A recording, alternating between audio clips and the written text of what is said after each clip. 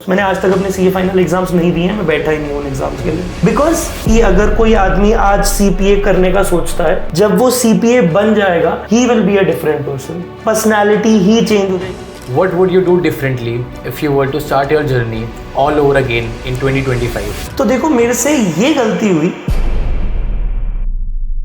Namaskar folks, welcome to EduAdult Talks. Today we have with us Mr. Sushant sir and let's explore his CPA journey. Let's start from the beginning. What made you choose US CPA over Indian qualifications like CA or MBA? Okay so मुझे ये question बहुत ज़्यादा लोग पूछते हैं because those who know me they know that I started my graduation, I did my graduation from Delhi university, I am a BCom honours and then I started my CA journey. जैसे बाकी सारे students करते हैं, एक traditional approach में चलते हैं, मैंने भी अपनी सीए जर्नी स्टार्ट करी because when I went to my college मेरे को एक बात समझ में आ गई थी मार्केट को एनालिसिस करने के बाद कि बीकॉम ऑनर्स के बाद I won't be able to land up in a high paying job, 10-15 हज़ार रुपये की नौकरी मिलेगी, which I was not ready to do, that was for sure. So all I wanted to was to upskill my knowledge, upskill my values and उसके बाद I knew I would be able to land up somewhere good. So like other students were doing, जो मेरे friends थे college में कर रहे थे, CA कर रहे थे, कई सारे कैट की तैयारी कर रहे थे, एमबीए कर रहे थे, तो मैंने भी अपनी चार्टर्ड अकाउंटेंसी की जर्नी चालू कर दी। So I cleared my CA foundation exams, then I cleared my CA intermediate exams and while I was pursuing my articleship, because मेरे टाइम पे 3 साल की एक लंबी आर्टिकलशिप पीरियड था। उस आर्टिकलशिप पीरियड में I was basically exploring for better options, I was exploring for global opportunities. कि मुझे तब पता चला कि जैसे इंडिया के अंदर चार्टर्ड अकाउंटेंट होता है, वैसे यूएस के अंदर एक यूएस का चार्टर्ड अकाउंटेंट होता है जिसे हम कहते हैं यूएस सर्टिफाइड पब्लिक अकाउंटेंट। जब मुझे इसके बारे में पता चला तब I started reading more about it. I learned about the American institute of certified public accountant, जैसे कि इंडिया के अंदर सीए करवाता है ICAI, institute of chartered accountants of India, वैसे ही अमेरिका के अंदर सीपीए का एग्जामिनेशन कंडक्ट करवाता है AICPA, American institute of certified public accountants. And I got to know that it is the largest accounting body of the world. तब I decided that I want to be a member of this institute, I want to be a member of AICPA and I started my CPA journey. And the reason for pursuing CPA, I never sat for my CA final exams. मैंने आज तक अपने CA final exams नहीं दिए हैं, मैं बैठा ही नहीं हूँ एग्जाम्स के लिए, because before they could ever get due on me, मेरे को जब वो एग्जाम देने थे, आर्टिकलशिप पीरियड में I started studying for CPA and I cleared all my examinations before my CA final exams came into picture. So I had my charter, I had my exams cleared, I had this suffix of US CPA with my name. So that is how I landed up with starting CPA. So simple है कि मैं explore कर रहा था options and when I got to know कि जैसे एक Indian chartered accountant audit practice कर सकता है, accounting practice कर सकता है, tax practice कर सकता है इंडिया के अंदर, ऐसे ही US CPA यही सारे काम कर सकता है in more than 150 countries। तो आपके पास ग्लोबल अपॉर्चुनिटीज बहुत ज्यादा है। That is why I came up with the idea in my mind कि let's become a US CPA now.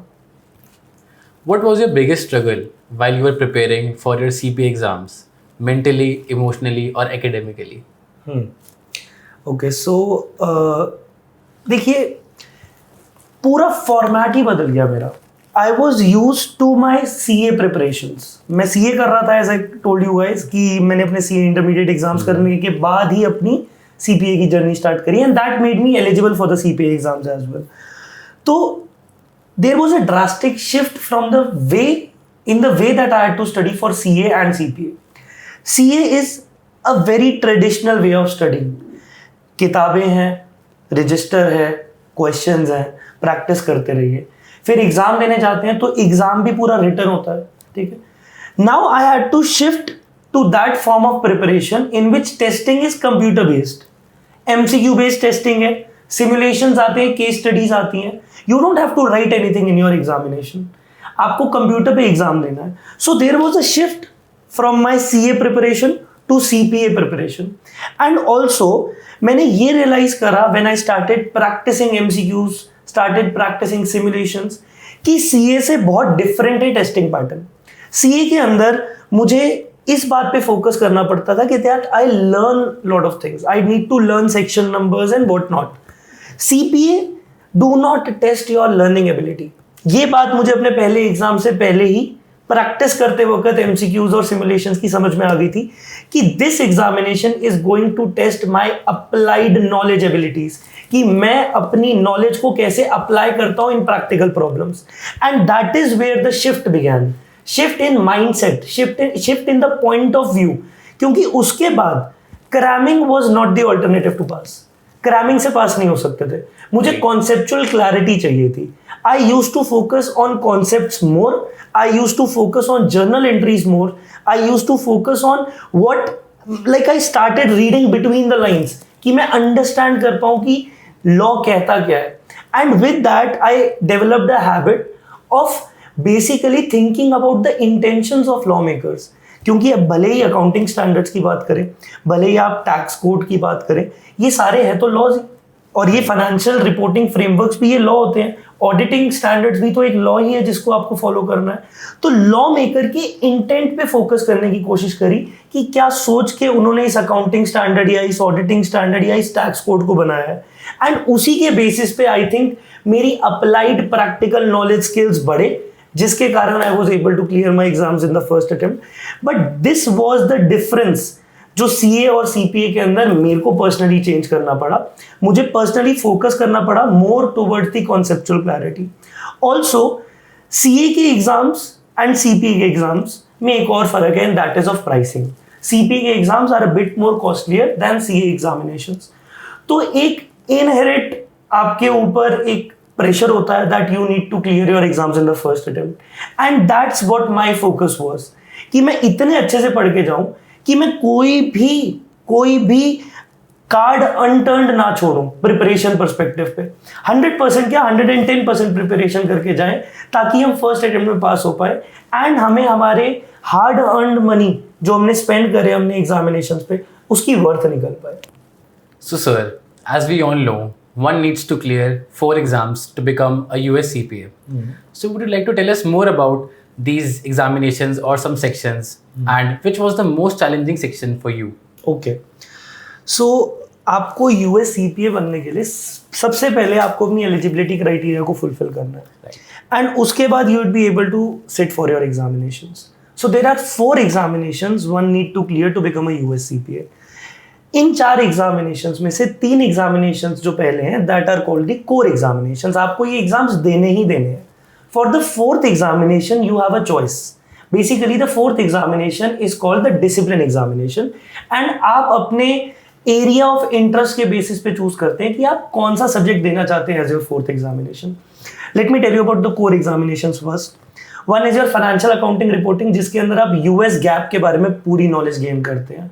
It starts from basic what are financial statements to advanced topics like hedging, derivative accounting and business combination accounting. वो सारी चीजें इसके अंदर cover होती है.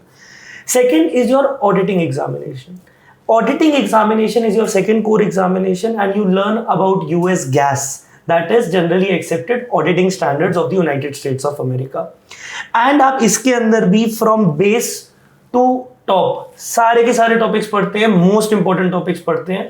आप पढ़ते हैं about auditing and assurance. You also learn about review services, attestation services, compilation, preparation, बहुत सारी चीजें जो आप कवर करते हैं.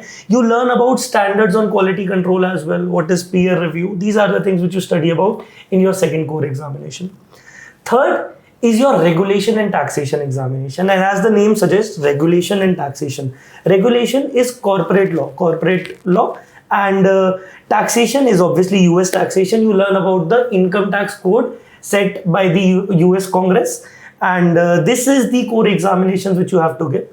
Now the 4th examination is your discipline examination. मेरे को US taxation के अंदर बहुत इंटरेस्ट आया, that's why I gave advanced level of US taxation as my 4th examination, which is called tax compliance and planning. अगर आपको accounting में, auditing में, जिसमें भी ज्यादा इंटरेस्ट हो, या फिर आप अपना करियर जिसके अंदर बनाना चाहे, देखिए मैं तो प्रैक्टिकली बताऊं, Market trend says that US taxation is in great demand right now, specifically in India, because of the lack of accountants and tax professionals in the United States of America. ये एक shortage चल रही है US के अंदर, अभी से नहीं कई सालों से, एंड उसके कारण बहुत ज्यादा अकाउंटिंग एंड ऑडिटिंग और टैक्सेशन का काम इंडिया के अंदर आउटसोर्स होता है यूएस से. That's why because of this high rising market demand of US tax professionals in India, I gave the discipline exams of advanced taxation, that is tax compliance and planning, and fortunately I was able to score a 91 in that examinations as well. So these are the examination, these are all the exams which one need to clear to become a US CPA. And अगर मैं बताऊं मेरे लिए challenging सबसे ज़्यादा कौन सा examination था, देखिए फाइनेंशियल अकाउंटिंग रिपोर्टिंग मेरे लिए बहुत ज़्यादा चैलेंजिंग नहीं था, बिकॉज अपनी पूरी एकेडमिक बैकग्राउंड में मैंने अकाउंटिंग का बहुत काम किया है, मेरे प्रोफेशनल बैकग्राउंड में भी मैंने अकाउंटिंग का बहुत काम किया, तो my accounting was strong. But financial accounting reporting ये एक ऐसा पेपर था जिसके अंदर मुझे मैक्सिमम आवर्स कमिट करने पड़े, बिकॉज मुझे मैक्सिमम अमाउंट ऑफ प्रैक्टिस करनी पड़ी, because the examination is not just about clearing the exam, making the right answer या फिर choosing the right options. The exam also test your time management skills, कि आप क्या time को manage कर पा रहे हैं, क्या आप 4 घंटे के अंदर अपने उस एग्जाम को क्लियर कर पा रहे हैं, क्या आप सेट ड्यूरेशन के अंदर अपना सिमुलेशन और अपने एमसीक्यूज को कंप्लीट कर पा रहे हैं. उसको टाइम फ्रेम के अंदर लाने के लिए I had to give maximum amount of hours, I need to commit maximum amount of hours to the financial accounting and reporting preparation. बाकी it was nice, it was good. हाँ, बहुत कुछ सीखने को मिला इस पूरी जर्नी में. आई कैन से कि अगर कोई आदमी आज सीपीए करने का सोचता है, जब वो सीपीए बन जाएगा he will be a different person, personality ही चेंज हो जाएगी, because you are going to learn so much about the trade, so much about the commerce world, that will change a personality of a person for sure. So sir, next we would like to know, how did you manage your time during preparation with personal or professional commitments going on parallelly? Okay. So let me tell you what all things I was involved in. Obviously, as I told you, मेरी CA की articleship चल रही थी. Plus मैं 2017 से पढ़ा रहा हूँ. I have been teaching since 2017 and that has never changed. तो I had to commit time obviously to my personal affairs, but उसके साथ में professionally I was pursuing my articleship. And I was also committed to my students. मेरे को अपने students को भी पढ़ाना था. So what I was doing was कि see, I got a piece of advice from my father once, and that was कि देखो सुशांत, सबके पास 24 घंटे होते हैं. कोई अपने 24 घंटे को यूज़ करके लाइफ में बहुत अच्छा करता है, और कोई उस 24 घंटे को रेकलेसली यूज़ करता है और वेस्ट करता है. So I was committed to every minute of my day. मैं हर मिनट कमिटेड था अपनी रिस्पॉन्सिबिलिटीज को लेके. While I was traveling, I had to go to client's place, audit करने जाना पड़ता था. तो ऑब्वियसली दिल्ली से गुड़गांव ट्रैवल करना, that was a part of my life, daily life. तो I shifted to metro from a self drive vehicle to metro, कि मैं मेट्रो में जाऊंगा, I don't have to drive, I will have time to study. मैं अपने travelling में ही 3 से 4 घंटे पढ़ाई के निकाल लेता था डेली. आने के बाद I had to take a couple of classes, जिसके बाद I always had around 1 hour or 2 hours to revise what all things have I learned new in this day. And obviously मैं रात के समय अपनी MCQs और simulations की practice करता था. So the key was consistency. What I think now, after clearing all these examinations, if I look back to my journey, मुझे यही दिखता है कि the key was consistency. You need not stay motivated. Life कभी आपको हमेशा motivated रहने नहीं देगी. That's what I think. Ups and downs चलते रहेंगे. The key to success is not motivation, the key to success is consistency. If it is a good day or is it a bad day, you should always think कि मुझे काम क्या करना है and उस पर स्टिक करना है. So just make a to do list. I still make to do list for me. हर रोज की मुझे क्या क्या काम करना है. इससे 2 फायदे होते हैं. मेरा एक तो अपनी परफॉर्मेंस पे चेक रहता है कि क्या मैं अपनी कमिटमेंट्स पूरी कर पा रहा हूँ, जितना मैंने सोचा था मैं उतना काम कर पा रहा हूँ. दूसरा ये फायदा रहता है कि आई डोंट स्किप थिंग्स. मैं भूलता नहीं हूँ कि मुझे अगर कोई काम करना था, वो आउट ऑफ द वे नहीं चला जाता, आउट ऑफ द साइट नहीं चला जाता. So this is how I use to manage my time. Simply I made an efficient plan of the day. I use to do lists I used traveling. While traveling, I used that time to study. And every night, I used to do a quick revision of what all I have studied. मैं आपसे एक question पूछना चाहता हूँ, मैं अपने students के साथ भी एक बात बोलता हूँ. अगर मैं आपसे आज कोई फॉर्मूला पूछूं, अर्निंग पर शेयर का कुछ पूछूं, यू माइट आस्क मी कि सर मुझे 2 मिनट दो, मैं रिव्यू एक बार कर लेता हूँ या रिवाइज कर लेता हूँ फिर बताता हूँ. But if I ask you what is your name, what is your name? My name is Mehul. Right. आपको कितनी देर लगी है सोचने के लिए? Barely a second. Barely a second. You know why? Because you have gone through this fact of your life so many times that it is not a part of information for you, it is a part of your knowledge now. So recapitulation of things, recap लेना, review करना, revise करना, उसको मैं हमेशा रात में करता ही करता था, जिसके कारण वो टॉपिक्स मेरी नॉलेज का पार्ट बन गए. And I think this is the advice which I always give to students कि रिवीजन पे ध्यान दीजिए.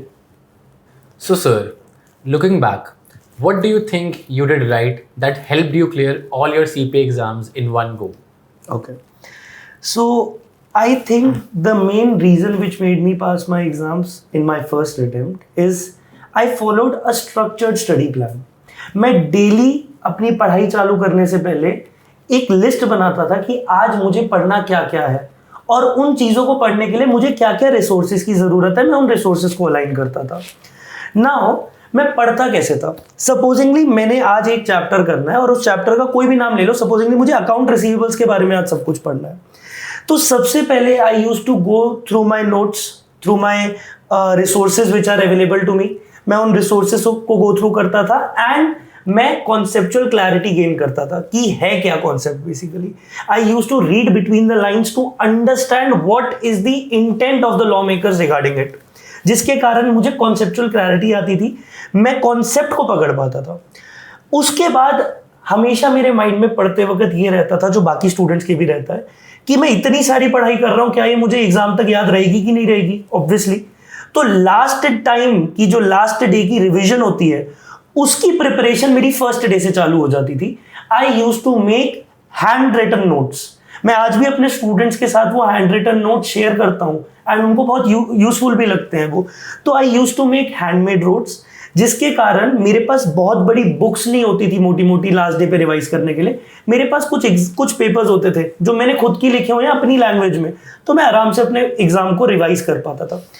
All these things I think when mixed with consistency, daily एक टाइम अलॉट करना अपनी पढ़ाई को, that made me pass in my first attempt and I think that is what I did right, जिसके कारण आज मैं अपने यूएस सीपीए के एग्जाम्स क्लियर करके बैठा हूँ. So, sir, what would you do differently if you were to start your journey all over again in 2025?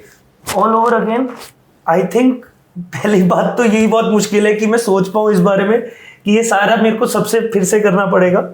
But yes, अगर मैं क्रिस्प बताऊं कि मेरे से क्या गलती हुई, तो देखो मेरे से ये गलती हुई कि मैंने भी अपनी प्रिपरेशन के लिए एक इंस्टीट्यूट को ज्वाइन किया था एंड मैंने उनको ज्वाइन कर लिया एंड मैंने उनके डेमो लेक्चर्स ही नहीं देखे थे ज्वाइन करने से पहले. मतलब जो मेन चीज़ एक इंस्टीट्यूट आपको प्रोवाइड करेगा, एक मेंटर आपको प्रोवाइड करेगा, मैंने उनको ज्वाइन कर लिया उनके मार्केटिंग स्टैंडर्ड्स को देख के कि वो किस तरीके से कोर्स के बारे में बता रहे हैं, कैसे वो मार्केटिंग कर रहे हैं, इस हिसाब से मैंने ज्वाइन कर लिया. बट वो मेरी सबसे बड़ी गलती थी कि मैंने देखा ही नहीं कि ये पढ़ा कैसा रहे हैं.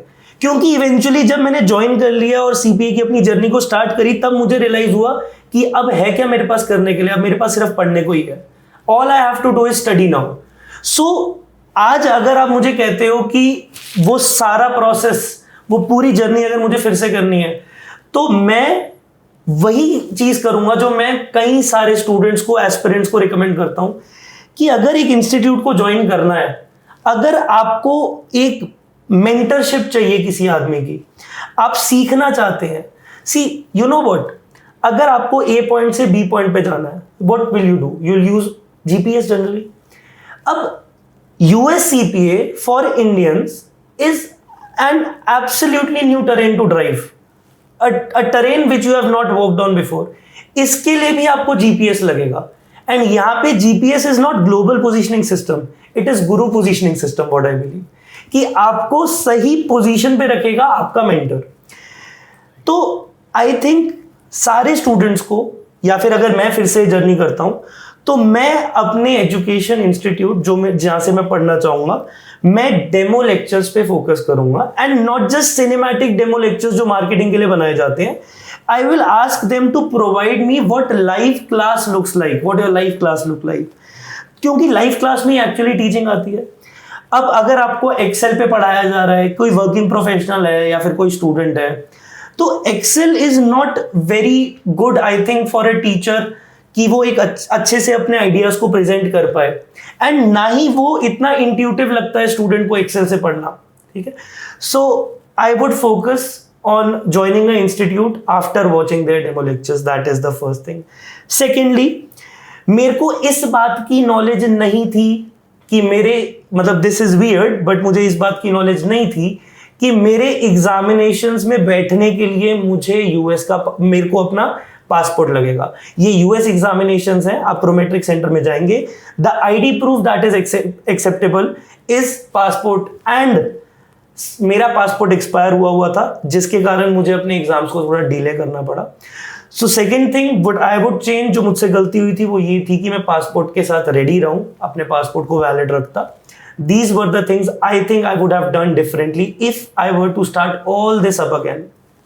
And lastly, sir, there might have been students who have failed their CPA exam or are feeling stuck. So, do you have any piece of advice for them? Yes, absolutely. So, देखिए, पहली बात तो ये कि अगर unfortunately कोई student अपना CPA का एग्जाम्स क्लियर नहीं कर पाता है, तो मेरी एडवाइस उस स्टूडेंट के लिए यही है. पहली बात तो I think you should not get demotivated in your life. It was an exam, you couldn't clear it. समय ऐसा ही चलता रहता है लाइफ में, कभी अच्छा कभी बुरा, कोई नहीं. I think CPA is worth it and they should still stick to it. They should try it one more time. But अब जो आप ट्राई करेंगे और अब जब आप एग्जाम देने जाएंगे, go with 200% preparation. Not just 100% but 200% preparation. तो I think they should look back and see what mistakes they made. And बहुत common mistakes students करते हैं, not practicing enough, not committing enough time to their studies, और you can say conceptual clarity build नहीं हुई और आप exam देने चले गए, तो yes you might fail.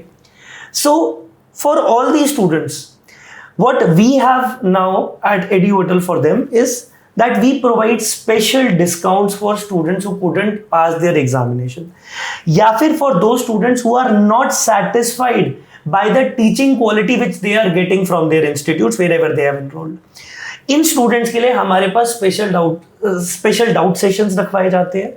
हम इन स्टूडेंट्स के ऊपर पर्सनल मेंटरशिप बैच लगवाते हैं, जिसके कारण हम इनका स्ट्रक्चर्ड स्टडी प्लानर्स बनवाते हैं, विद विच इनकी प्रिपरेशन का लेवल एक बहुत ही अच्छे स्तर पर पहुंच जाता है, जिसके कारण they would be able to clear their examinations in their first attempt.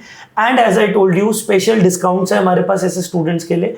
Plus मैं इन स्टूडेंट्स को ये बोलूंगा कि एक बारी आप हमारा डेमो लेक्चर देख के देखिए, you will witness the difference, because pan India we provide the best quality education, that is our USP. आप एक बारी हमारा लेक्चर देखिए, you will be able to understand. देखिए, इंस्टीट्यूट्स, बाकी इंस्टीट्यूट्स की तरह मैं यहाँ पे मार्केटिंग नहीं कर रहा हूं, मैं बता रहा हूं कि हमने ये इंस्टीट्यूट चालू किया था ताकि हम बेस्ट टीचिंग क्वालिटी प्रोवाइड कर सके हमारे स्टूडेंट्स को. That is what I am focusing on, कि मेरे स्टूडेंट्स, मेरे प्रोस्पेक्टिव स्टूडेंट्स या फिर वो बच्चे जो ऑलरेडी CPA एस्पिरेंट्स हैं और अपने एग्जाम्स क्लियर नहीं कर पा रहे, take a decision, make a change, join our classes, join EduHotel, watch our demo lectures, watch the quality of teaching which we provide, watch our theory getting into practical examples. इस तरीके से I think they'll be able to clear their examinations in their next attempt for sure. And ऐसे students के ऊपर मेरा personal ध्यान ज़्यादा रहता है, because I know whenever a student sees failure in his life, तो उनका मोरल मोटिवेशन बहुत डाउन चला जाता है. Now they need to pass this examination because that is going to give them validation that they are having all the required skills, all the required traits to become a certified public accountant. Thank you so much, sir. I hope this session was insightful for our viewers. Right. Thank you so much for having me here. It is always an honor to guide my students and to make their career paths easy, make their career paths more rewarding, and to let them know about the global opportunities which are present for them in 2025. Thank you so much for having me here.